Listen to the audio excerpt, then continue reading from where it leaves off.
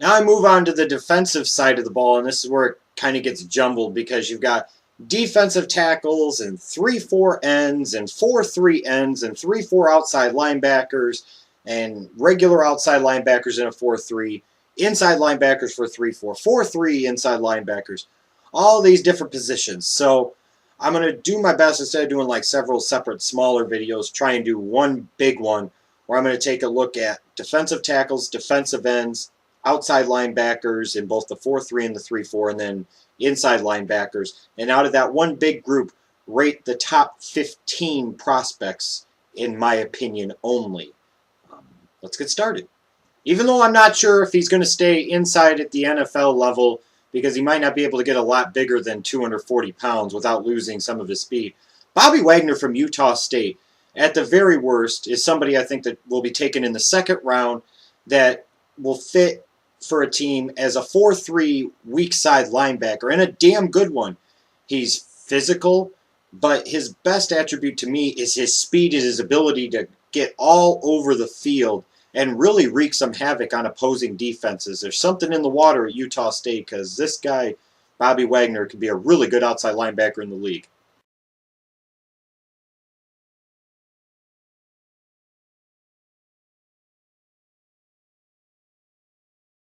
Vinny Curry is like several guys in this draft in terms of it's all going to be in the eye of the beholder, whether they view him as a 4-3 defensive end or a 3-4 outside linebacker. I ultimately think he's best suited to be a 4-3 defensive end, and as a second-round pick, would fit quite nicely as an explosive situational pass rusher, at least early in his career.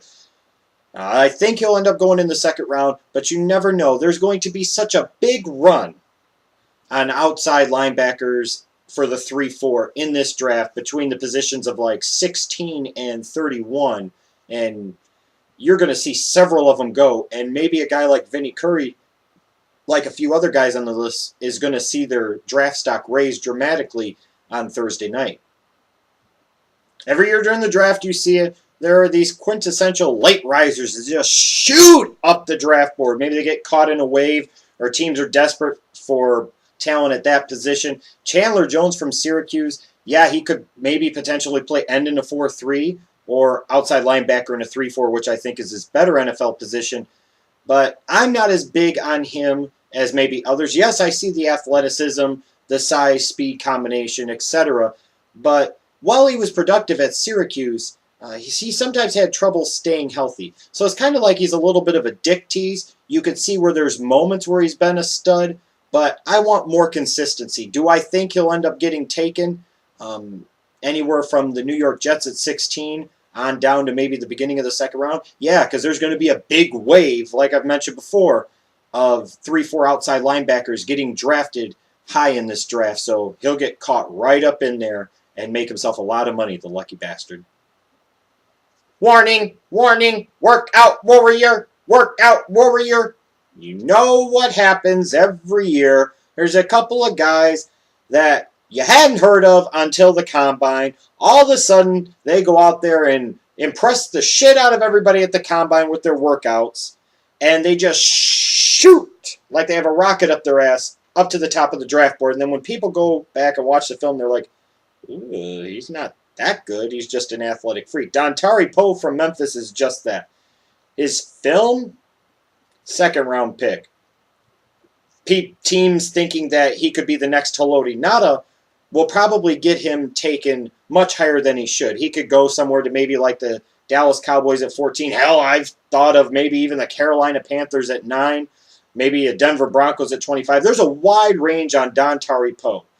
If it was a Justin Fair world, based off of his performance, he would go somewhere early in the second round, but somehow I doubt that'll happen. Dante Hightower from Alabama, there might be some question about him as to whether or not he could be a 3-down inside linebacker in a 4-3. There's a little bit of question about his speed. There's no question to me that he's a big, huge monster that's really tough inside against the run, which would lend me to think that he would be a better fit for somebody that runs a 3-4 scheme, like, I don't know, maybe the Pittsburgh Steelers seems to be somebody that they would just love to get their hands on. So Dante Hightower, I look at him as maybe a little bit better version of a Brandon Spikes. but somebody that I expect to go either late in the first round or early in the second round and be a force inside in somebody's 3-4 defense. Shea McLaughlin from Boise State. Another one of those guys that I think is going to get caught up in that wave of the 3-4 outside linebackers in the first round, and will end up getting drafted by somebody like the New England Patriots at 31. I could see him being a really good fit on the other side of Clay Matthews and Green Bay at 28. Maybe the Denver Broncos at 25 put him on the other side of Von Miller, perhaps. I like Shea McLaughlin. I think he's got a chance to be a good, solid playmaking outside rush backer in the NFL. But if a team thinks that he can play the 4-3, it'd have to be a 4-3 end, that is. It'd have to be a cover 2 team, and they really wouldn't have to care that much about size because he's probably best off playing about 250 pounds.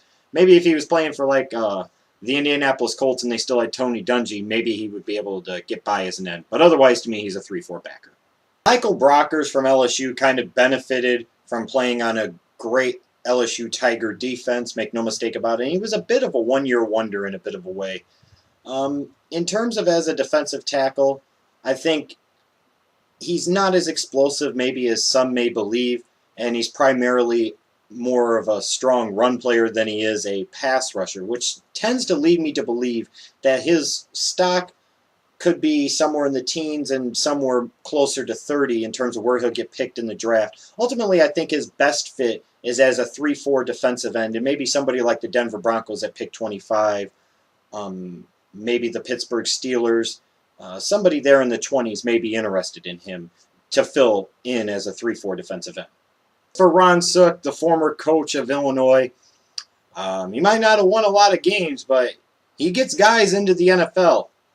And he gets some to even get drafted in the first round. Whitney Mercilus from Fighting Illini, about 6'4", 260 pounds. I really think his future in the NFL is as a 3-4 outside linebacker. He's kind of one of those guys on the surface that you see a lot of potential in, but then when you go back and watch, you're like, I only saw moments. I didn't really see a great consistent pass rusher. So to me, he's a little bit of a boom or bust prospect if he gets in the right system with the right coach. I think he could succeed in the NFL, but there is some downside to him. I expect him to go maybe to the San Diego Chargers at 18, maybe the New York Jets at 16, somewhere between 16 and pick 24. Nick Perry from USC is another one of those guys that teams are going to have to determine whether they think he fits best as a 4-3 defensive end or as a 3-4 outside linebacker. I think he's a little stiff in the hips and in his other movements to be a 3-4 outside linebacker, especially at 265, 270 pounds. Maybe if he dropped back down to about 250, he'd have a little bit more success. I really think he projects better as a right defensive end at about 265, 270, that you just tell, go rush the quarterback. And that he did very well at USC. He really showed a nice repertoire of moves and really showed an ability to get around the offensive tackles on the edge. He needs to add a little bit more bulk and strength if he's going to play a 4-3 end, but I think he'll go somewhere between probably about pick 17 and pick 26 or 27. Courtney Upshaw from Alabama, to me, is a really impressive prospect. He's 6'2", damn near 275 pounds. And he really does project to me best as a 3-4 outside linebacker. And what's so impressive to me about him is that not only does he have great quickness and speed at that size, he also has great power, and he's actually able to bull rush some offensive tackles, which you don't find a lot of times out of 3-4 outside linebackers. I think with Courtney Upshaw, his draft stock would be a little bit higher, quite frankly, if he didn't perform so mediocrely at the Combine and he didn't sit out his pro day. I mean, I know he's done some individual workouts and probably looked just fine. The New York Jets at 16, I'm sure, would be drooling all over the chances to get themselves a Courtney Upshaw. After that, if he doesn't go there, San Diego at 18, maybe Cincinnati would take him at 17 and play him at defensive end. I don't think Courtney Upshaw has any chance of dropping out of the first round. I'm not as high as a lot of scouts and draft heads are on Melvin Ingram for South Carolina.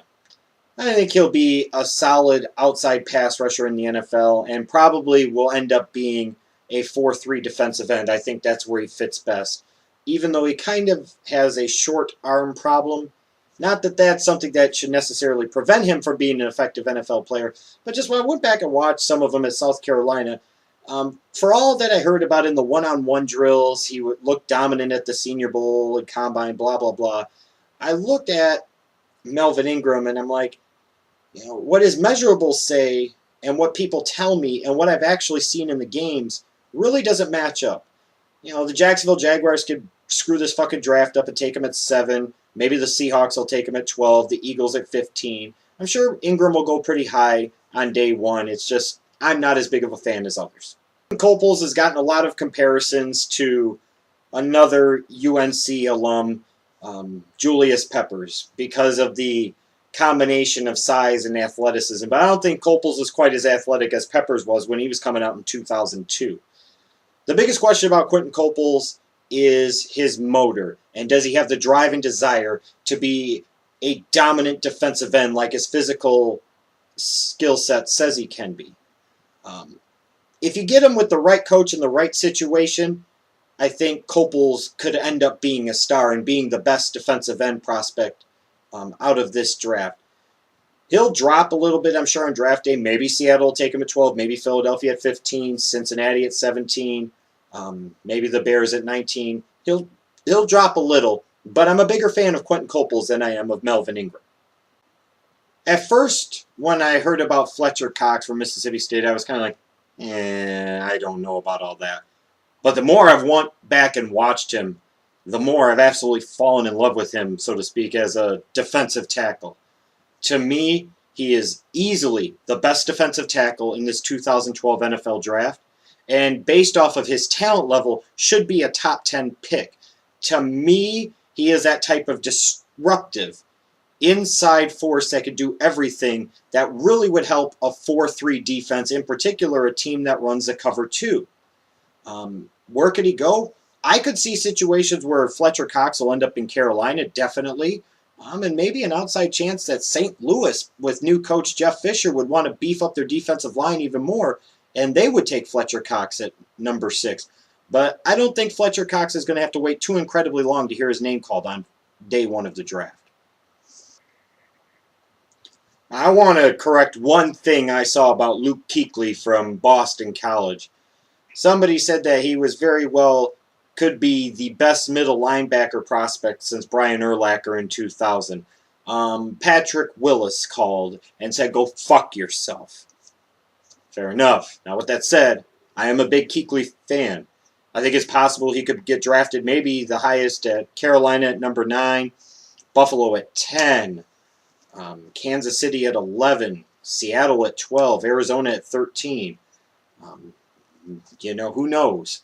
I don't think he's going to have to wait an incredibly long time to hear his name on draft day either. I think he's a very smart, instinctual football player, a very good athlete, not a phenomenal athlete, but good enough, and should be able to man the middle of an NFL defense for over a decade and be one of the cornerstones for a very good defense.